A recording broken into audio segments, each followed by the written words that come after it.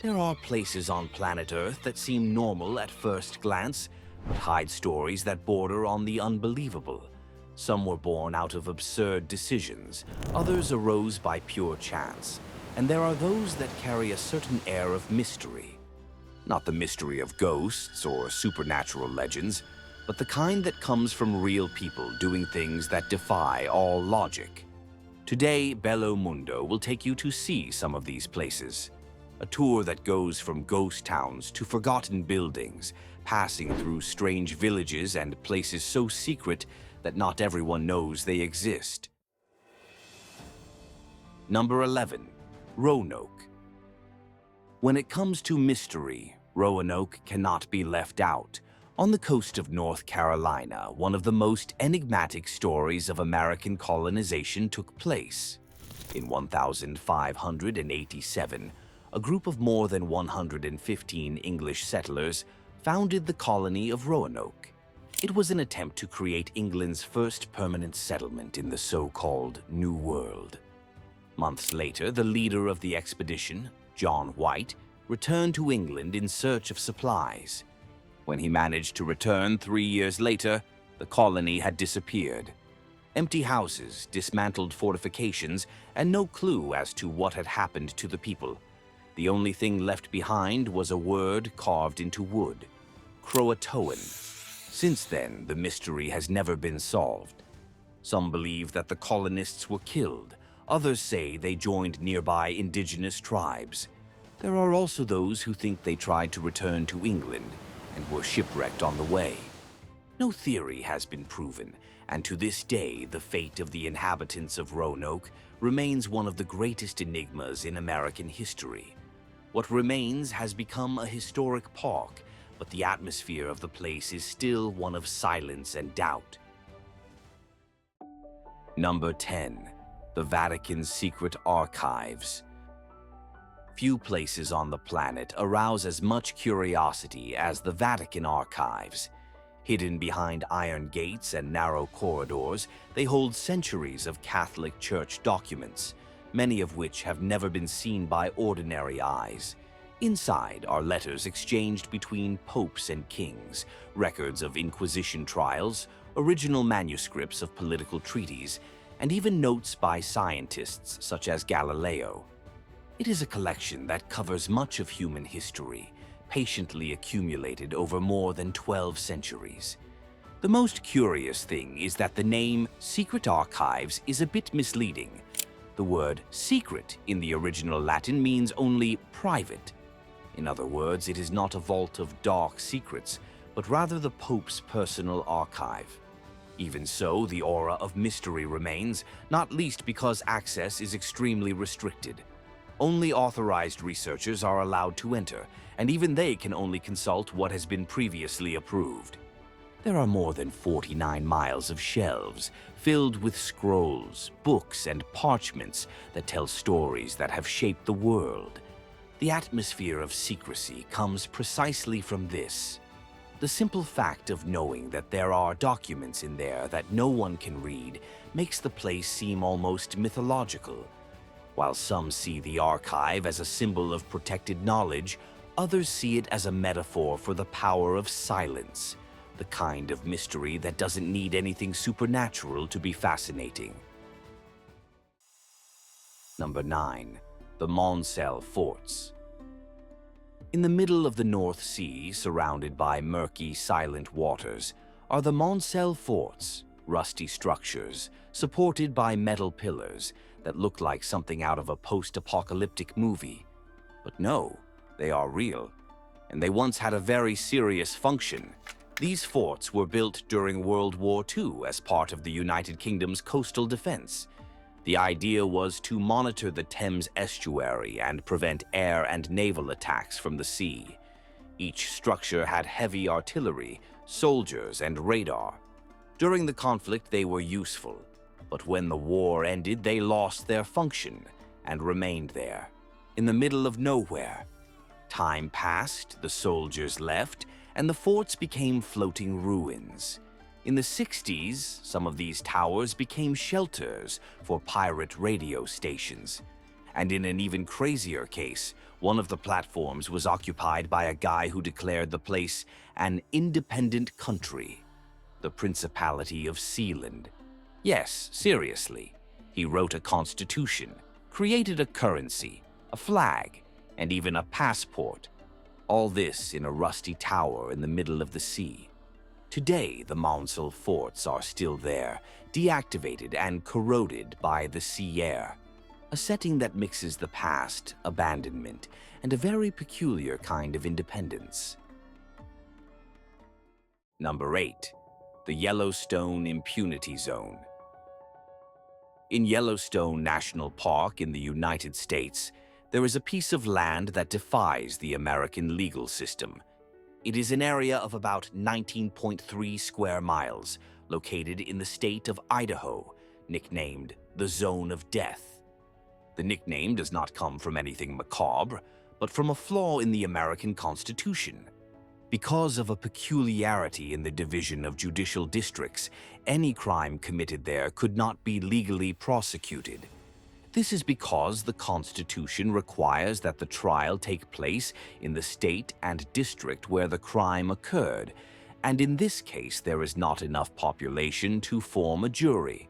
In other words, technically, if someone committed a crime in that part of Yellowstone, the legal process could simply not take place. No real case has tested the theory to date, but the US government recognizes that the legal loophole exists and has not yet been corrected. It is strange to think that, in the country that imprisons the most people in the world, there is a place where the law simply does not reach. A geographical error that has become one of the most absurd curiosities on the modern map. Number 7. Tianducheng. In Zhejiang province, there is a city that seems to have been lost on the map. Those who arrive there are greeted by an Eiffel Tower, wide streets lined with French-style buildings, and even a smaller version of the Champs-Élysées. But none of this is in Paris. It is in China. The place is called Tianducheng, and it was built in the early 2000s as part of a luxury project that promised to recreate Parisian charm on Chinese soil. The idea was that wealthy families would move there, living among geometric gardens and cafes with European facades. But the plan didn't work out very well. For years, the city remained virtually empty. The avenues remained clean, the buildings gleamed like new, but there were no people. Over time, the city began to attract new residents, and today it has a stable population. Even so, it still has that strange feel, a perfect replica of a real place, but without the soul of the original. And if this fake Paris already sounds curious, wait until you see the neighboring city. So modern, planned, and futuristic that for years, no one wanted to live there. Number 6. Slab City. In the middle of the California desert, there is a place where rules simply cease to exist. Its name is Slab City, and there are no police, city hall, or electricity bills there. Those who live there literally live off the grid.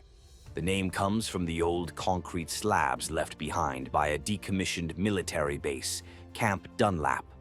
When the army left, the foundations remained. Gradually, travelers and people who wanted to live away from society began to settle there, first in trailers, then in tents, vans, and makeshift houses. Today, about 200 people live in Slab City year-round. In winter, that number doubles with the arrival of the so-called snowbirds, nomads who flee the cold and spend months in the desert. There are no bills, taxes, or inspections. Everyone takes care of their own space and survives on what they can generate from solar energy or trade with their neighbors. As chaotic as it may seem, Slab City has its own form of order. It has a library, a church, a cafe, and even a kind of central square where artists and travelers meet. It is an alternative community where people seek total freedom, even if that means living without comfort and without rules. Number 5. Svalbard.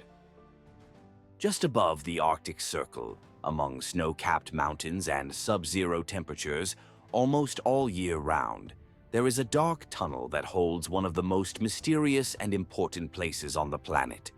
It is the Svalbard Global Seed Vault in Norway, an underground repository created to protect the Earth's agricultural diversity in case of a global disaster.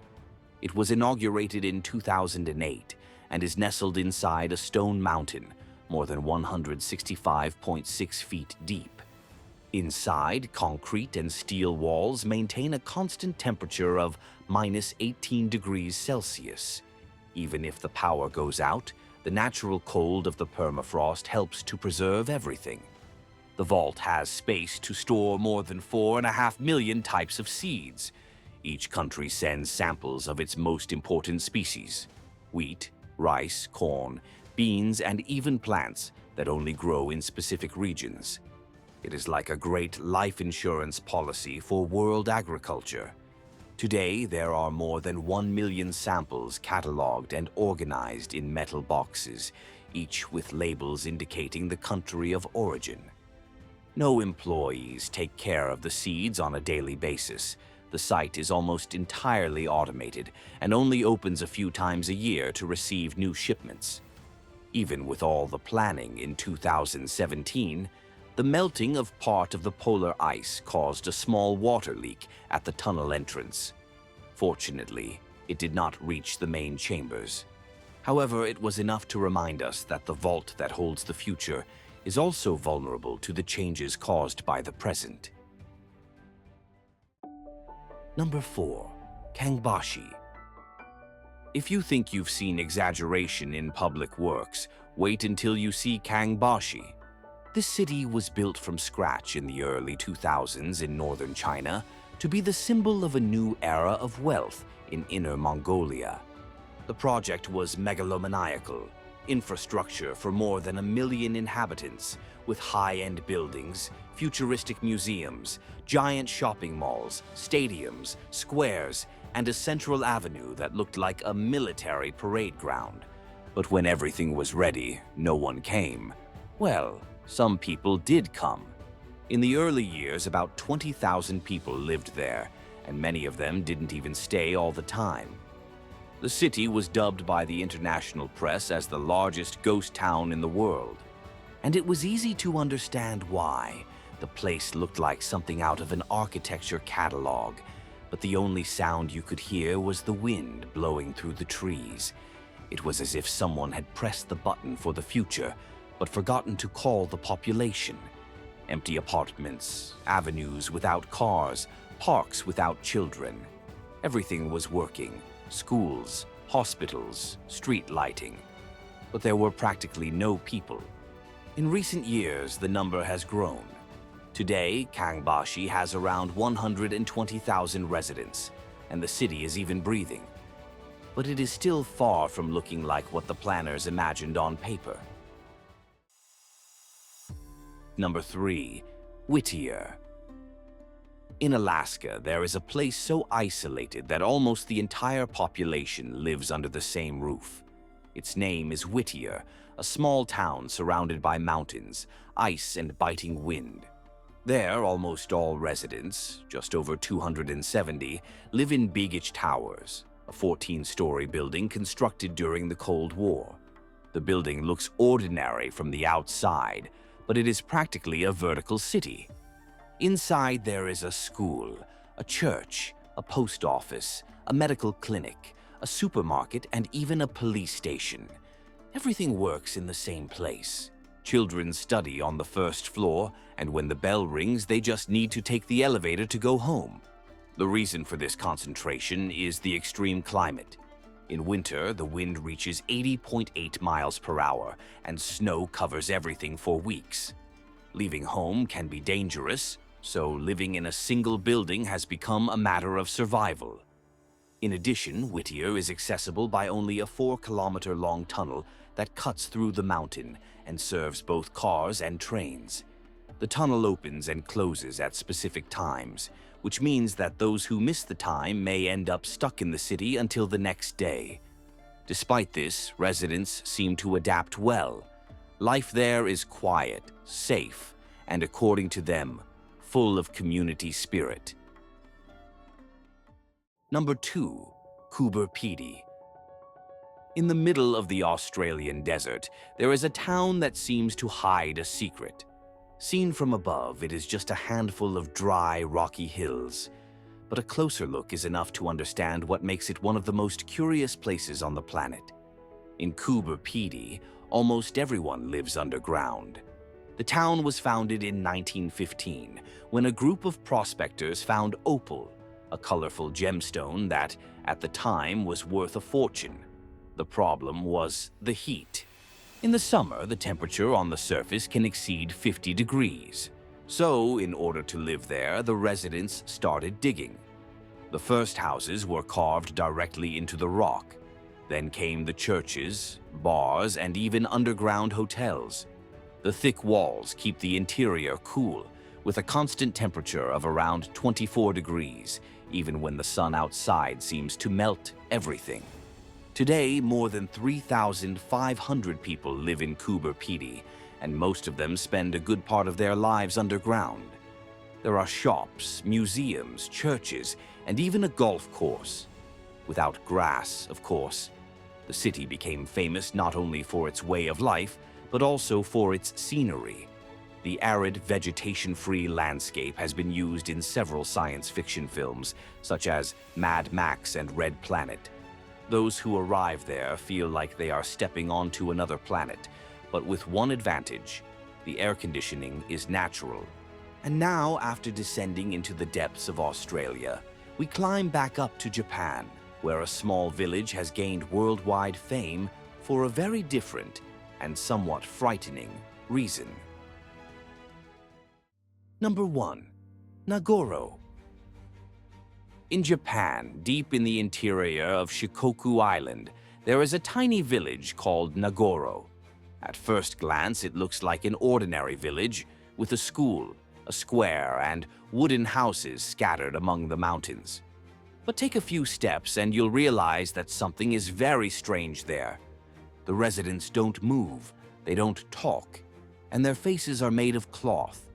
That's because most of the people you see there are actually life-size dolls. It all started when Mrs. Ayano Tsukimi returned to the village where she was born and realized that almost everyone had left or had already died. To fill the void, she decided to make a doll in honor of her father, using old clothes and newspaper stuffing. The idea was to place the doll where he used to work, as if he were still there. But Ayano didn't stop there. She made a fisherman for the river, a mailman, students sitting at school desks, ladies chatting in the square. Today, there are more than 300 dolls scattered throughout the city, and the most curious thing is that they outnumber the actual residents, who are less than 40. They are everywhere, fishing in the river, sitting at desks in an empty school, waiting for the bus, tending to crops that no one else harvests. Ayano makes each one with clothes and expressions that resemble the former inhabitants, as if she were trying to keep the memory of the village alive in some way. In the end, this place has become an unintended attraction. Tourists arrive curious, take pictures, and then leave. But what remains are the dolls, motionless, taking the place of those who once gave life to that valley. And so we end this journey, among empty cities, buildings that concentrate entire lives, abandoned fortresses, and archives that hold centuries of history. Now it's up to you. Which of these places had you never heard of? Which one did you find the strangest? Tell us in the comments, subscribe to the channel, and let's discover more hidden pieces of the beautiful world together.